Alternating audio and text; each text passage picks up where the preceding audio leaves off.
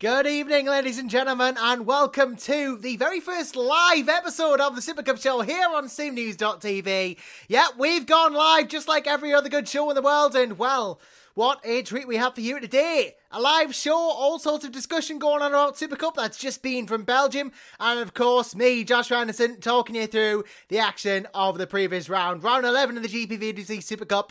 Of course, the second tier of the career ladder, and well, this is going to be a good one. I'm telling you that right now. Of course, if you're watching live, that's all the better. You can get involved, ask us some questions. I'll answer them on the stream. That's the advantage of being live, of course. You actually get to ask in real time. So, I reckon we should crack on with our little live show, what we've got going on here, and talk about qualifying that happened in Belgium. The circuit de Spa-Francorchamps. Great circuit and a great qualifying session to boot, because it was Alex Siebel who got pole position for Motorforce GP. That's not really surprising anymore, given how dominant he's been this season in terms of his qualifying pace. Pole with a 1 minute 55.0 for the German, and I'm sure at the time he would have been very, very happy with that. Dennis Jordan, of course, second place for Evolution Motorsports as well, just 0.034 behind. Very closely run between those two, Siebel and Jordan. Very closely run competition indeed. Dino Paolini, the first of the two Measure It cars, in third place, 3/10 behind, 0.372 seconds.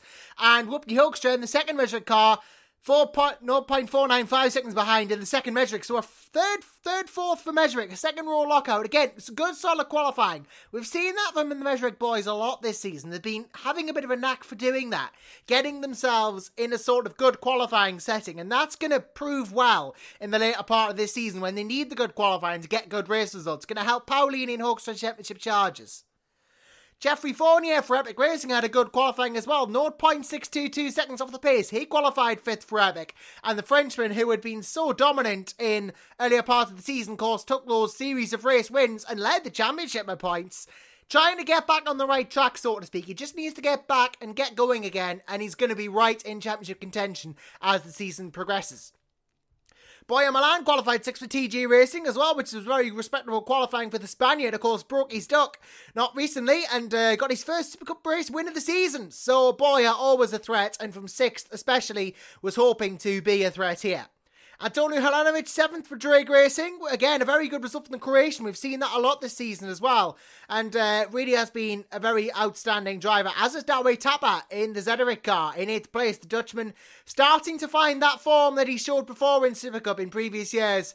Within a second of Siebel as well, which is where he really wants to be. Not far outside of a second was Tobias Politek, 1.015 seconds out for Evolution Motorsports. So that was a 2:10 for Evolution. And Politek, 9th place, very respectable. Maybe not quite where he wanted to be, but he's certainly proving himself as a dependable driver in this Supercup. And Sandeep Choda, 10th, rounding out your top 10 in qualifying for Higgins Motorsport. And Sandeep, well, on his day, he can be a sensational driver. He really can, and he's proving that now, just with the abilities that he's showing. He's adapting to R-Factor 2 so well, and he's only 1.1 seconds off Siebel in terms of outright pace. You've got to commend the engine for that. Then comes Edgar Reith, 11th place for TG Racing, and well, Edgar, perhaps slightly further back than he would have liked, to be honest. He's had some good results so far, and 11th place maybe a bit further back than he would have wanted, but definitely, again, a solid position for him. Jonathan Holmes will find himself in 12th place with Daltech, and, well, good to see Jono back on the grid. Really nice to see Jonathan Holmes here in Supercup. Great to see him here. There was a time, of course, when in Formula Challenge he was nigh on unstoppable. Him and James Johnson, really, but 1.3 seconds off the pace in Supercup.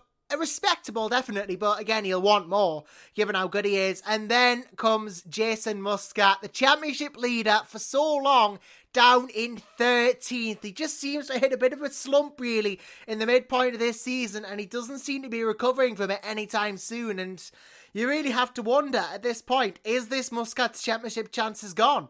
Is he starting to lose it in the second half of this season? Well, Erhan Jujovski, you might think so. He only just fell behind Muscat in qualifying, 14th place for the Macedonian. And he's another driver as well who we haven't really seen the best of. He's so talented, Erhan. Comes with an endurance background, obviously, does the Macedonian. But he's not really ever shown his proper form in Supercup yet. And it is a shame because he's a very talented driver. I would have expected him to have been up there in the top 10, but just in the 14th place sort of area. And he was ahead of Patrick Gerber, the Pole, who I believe in his Supercup debut in 15th place in qualifying. Again, a name who's been so good in Formula Challenge, Gerber, and just not quite acclimatised when he's come up to Supercup, though I think this is his first race, so perhaps a bit more understandable and maybe a bit more short notice. But Gerber, definitely a very interesting talent who would be looked out for in the race. Menno Clont was 16th for Malta Force GP, and, well, Clont again, back end of the points, he'll have wanted a bit more given how capable he is, but a decent enough result for the Dutchman in qualifying, and Gerard Patala 17th for Racing Team Schroten, and the Spaniard doing quite well in that regard, out-qualifying his brother as well, which is always the rivalry that's really going on here. And then Ryan Nash, 18th for Cosmo Psyche, in 18th place, obviously 2.7 seconds down on Siebel. Not quite as far back as he was, I believe, in the previous round then. So Nash starting to make strides towards the front end of the points then, trying to get into the points here, and that's good from Nash. Rob Mason, 19th for Epic Racing, which is a surprise. I would have expected him to be a lot further up the grade, but only 19th with the Englishman for Epic there. And Mark Fuller, 20th for ST Racing, 3.4 seconds down on the pace. Jack Mayer, 21st for Hinds Motorsport, 4.7 seconds down, and that really was a surprise to see Mayer that far back down the grid. I mean, he's a capable driver in his own right, you know, really just seemed to struggle though here, unfortunately, at Spa, and well, it wasn't his qualifying session, perhaps. Just really got to maybe just focus on the race here, did Jack. And, well, it was going to be an interesting qualifying session to the back. Edward Batala behind Jack Mayer, 22nd, 5.3 seconds down. Second of the Batala brothers. It isn't often we see Edward that far back and that far off the pace for sure. But it was always going to be an interesting one for him starting this far back. And Matt Strand running up the field in 23rd place and last, 5.440 seconds behind. Mind you, everyone within the 107% time, so everybody would have qualified on pace alone for that race. Spa is a bit of a longer circuit than the usual, so naturally you're going to get a bit more of gaps in varying qualifying sessions. So, on to race 1 then, and well, did we have a good race for you? Alex Siebel certainly did. He won it in 49 minutes and 11 seconds over 29 laps. He won from first, led until the end pretty much. He was right there at the front. He pitted twice. He started first, he ended first, a double pit stop for Siebel. That just goes to show how dominant his race was. Really, really good stuff from the German. Dino Paolini gained a place to finish second for Mesrick Racing as well, which is exactly what the German needed. And, well, speaking of Germans, it was an all-German podium. Dennis Jordan was third for Revolution. So Siebel, Paolini, Jordan. Yeah, you'd expect these guys to be at the front, but an all-German top three. And, well, Paolini and Jordan especially would be happy with second and third. I mean, Evolution getting more points, Mesrick getting more points, Paolini starting to really affirm himself as a championship challenger as well. Boyo Milan 4th for TG Racing in the end, gained 2 places as well, up from 6th, so good result for Milan indeed, and he'll be very happy with that. Not quite the win from earlier in the season, but still respectable anyway. Wupke Hoekstra only dropped 1 place and he finished 5th for Mesrick, so a 2-5 for the Dutch squadron, and that is very consistent, and that's really been the mark of Mesrick this season. Consistency and reliability, getting these results on a consistent basis. It's why they led the team's championship coming in, and why they've really been starting to run away with that, but, you know, good solid stuff from both drivers, certainly. But really, hats off to Jason Muscat, qualifying all the way down in 13th place. He rocketed up the order to 6th. Now, on any given day, if he'd qualified 8th, that might have been seen as a slight bit of disappointment, but he started 13th, did Muscat, and, well, he just flew up the order. He was really on point. I mean, not the fastest by any means. He was 7th fastest in terms of fastest laps. But he was absolutely on point, was Muscat. Really gave it the 4 beans to get back up to that 6th place. And you've got to commend him for that. And Tolu Hrnovanovic as well. 7th place for Drake. He started there. He finished there. You can't say fairer than that for the Croatian. Definitely good result from Hrnovanovic. Tobias Politek gained a place to go up to 8th for Revolution. As did Sandeep Choda to go up to 9th for Hinds. So strong gains from both drivers there. And I tell you this, Tom van der Voort, we talk of strong gains, didn't even qualify for the race and still finished 10th. Managed to get himself from 24th to 10th, up 14th places. Good result from Van der Voort indeed. That's the sort of thing that he's capable of, really. He is a fantastic driver, and he proved that here in Belgium. Jonathan Holmes as well, proving his worth. He started 12th, he finished 11th, gained a place for Deltec, and he was really, really determined that race as well. Holmes, not quite top pace, but definitely touching the top 10, which is top for Holmes. And, well, I tell you this, Cosmos Japan have had a bit of a pointsless season. They haven't had that many, but they've got some more today. Ryan Nash scoring 4 points for the team, gaining 6 places. Great race for Nash, making full advantage of Spa and getting himself to a 12th place. And his teammate finished right behind him. Josh Downard making his Supercup debut for Cosmos Psyche. Finished right behind him. He didn't qualify either, but he started 25th and finished 13th, up 12 places and 7 points gained for the Japanese team. And that is going to be crucial for them. And they've really been needing some points recently with them only fielding 1 car. They've got 2 cars to spar. They've got 7 points. That is going to be a massive motivation for Nash and Downard. Mark Fuller as well getting in there, 2 points for ST Racing as well. And Gerard Batala rounding out the points finishers and the actual finishers in 15th place and 1 point, because there was quite a bit of attrition going on in this race. In total, 10 cars that didn't finish, and those were Edgar Ruiz, Menno Clont, Dawe Tapper, Rob Mason, Edward Patala, Patrick Gerber, Jeffrey Fournier, Jack Mayer, Erhan Jajovski, and Matt Strand, who retired on the opening lap. Now, that is a surprise for the American. Usually a very consistent, reliable driver, but going out on lap 1 of this race, that is a big shame for him. Same for Jajovski, only making it 3 laps, and Rob Mason retiring again after a couple of retirements early this season. Usually we know Mason is a very solid driver, and he just seems to have run into a bit of bad luck recently, so maybe just going to hope to put that behind him. Jeffrey Fournier from 5th was a massive surprise. For him to drop and not finish, that was a big one, and hopefully he'll be thinking he can have made amends in race 2. Alex Siebel, of course, got the fastest lap of the race on a 1:55.933, which is sensational for the German in his own right, of course, winning the race with that, of course. And, well, just not long behind was Dennis Jordan. We see these guys up on the 155s, 156s. There was really only a 10th between Jordan and Siebel's fastest lap. That's how close these two are. Really, really close stuff between the two of them. And, well, race 1 was good. Race 2 was even better yet. Obviously, only 15 laps for the sprint race.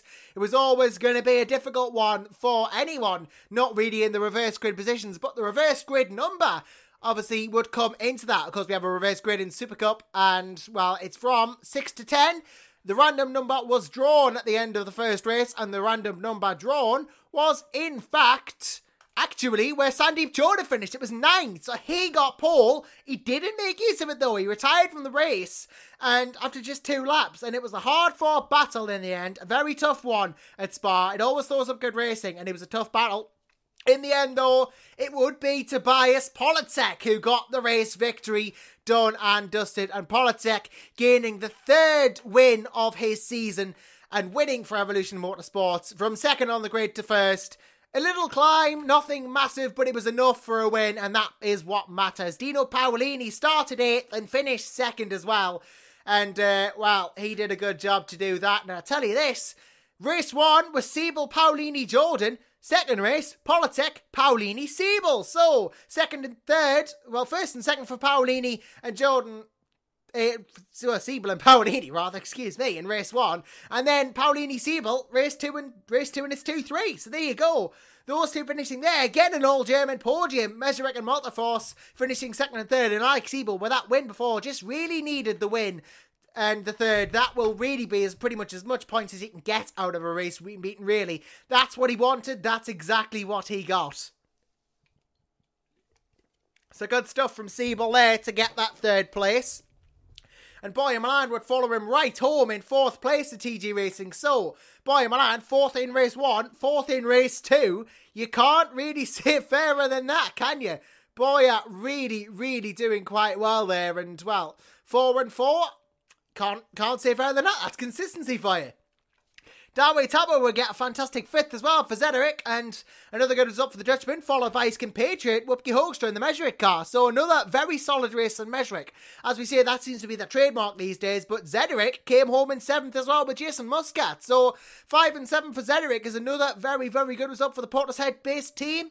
And while I'm sure Evolution Motorsports would have been happy with the 1-8, with Dennis Jordan coming in 8th, really good result for Jordan as well. So the Germans having a field day at Belgium, doing really well. Anatoly Helenovic had a good day at the office too. 9th place for him after a 7th in race 1.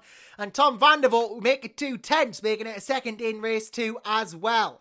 Good result from van der Voort too. Menno Klont would come home in 11th place, and that would complement, of course, his previous race result of 17th, which, you know, was a DNF, but it kind of makes sense of that with an 11th.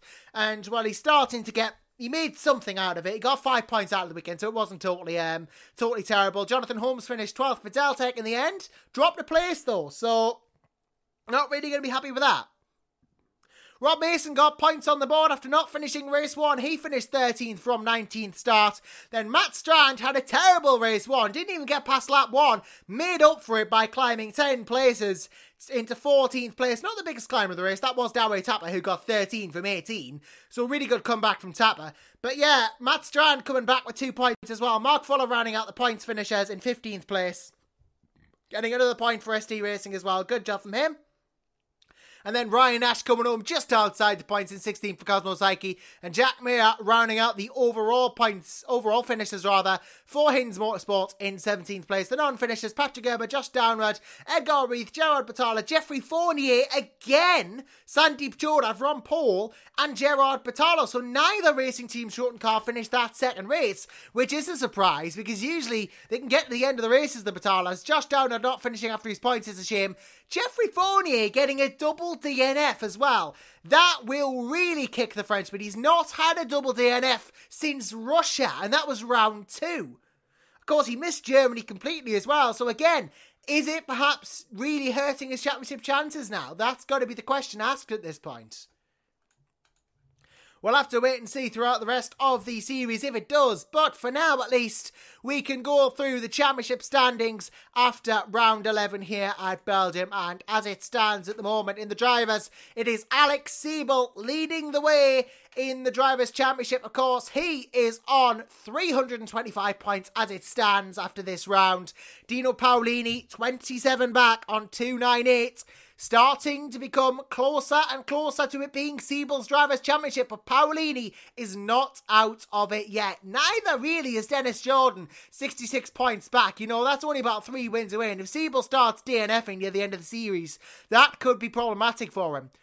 Wupke Hoekstra as well, 73 points back on 252, and then Jason Muscat. This is where we start to think, is it really possible for the win now? Muscat, 90 points back, 235 for the Maltese. Boyer Milan as well, he's hit form, but is it too late? On 220 points in 6th.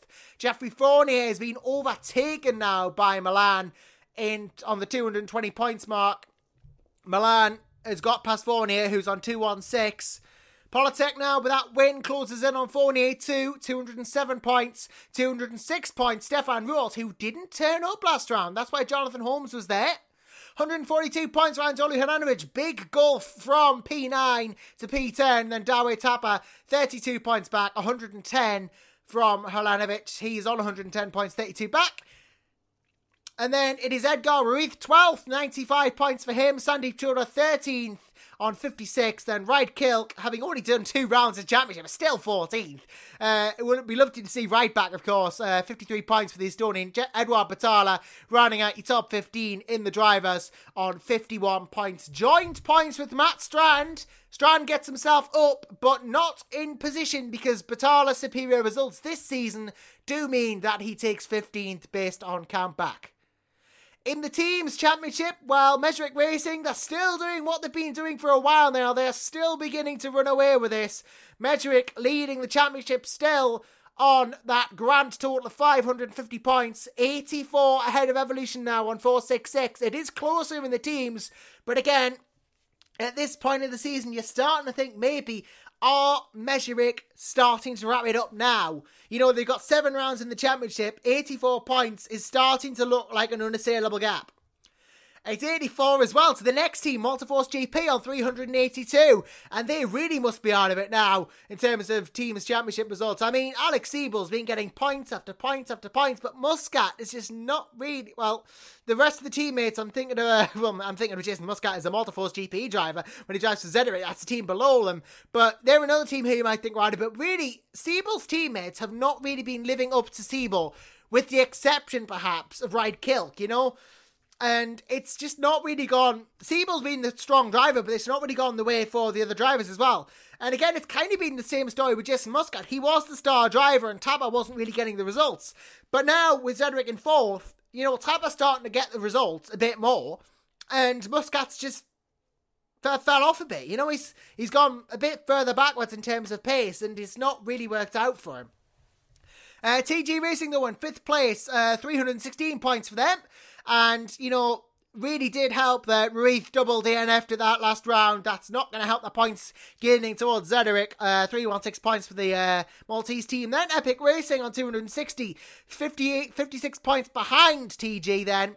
And again, not very many points scored from them as well. That's allowed Delta to catch up big style, just 2 points behind now. And they are really in a dogfight with Epic at the moment. Drake Racing, 85 points back, 173. In a bit of world of their own there. They're not really close to Deltec, and they're fairly ahead of RTS after they didn't score any points this round either. They are 9, and they've cracked a century, of course, now. They're on 100 points. So they've gone into 3 figures. And, well, hoping to get maybe catching past Drake in the late part of this season. Hinds Motorsport are 10th at the moment on 91 points. They are really chasing RTS now, or trying to at least, though Mayer's race didn't quite go well. Though if Choda starts to hit it, they can definitely compete. Satellite Racing 14 back on 77 points now. And, well, you know, the difficulties they've had getting past the events has really not helped them. And they got Cosmo Psyche 12th place, but points gained, 37 points. They're moving away a bit from ST Racing, who are still last in 23 points and 13th place overall. So looking at the teams, you know, as we say, Mesrick really starting to kick off now, starting to pull away. And, well, you look at the battles that we've got going. Malta versus Zederick. You know, Siebel's going to keep getting these points. Going to keep challenging for the Drivers' Championship. But he needs his teammate to start kicking it, you know. Needs a consistent teammate. Needs to start hitting it. And it's the same story with Muscat and Tapper as well. One of them needs to start hitting it, otherwise Multiforce are going to pull away. And of course, with the likes of ST and Satellite, they can't keep fielding cars consistently. Cosmo could catch up by the end of the season, or pull ahead even further.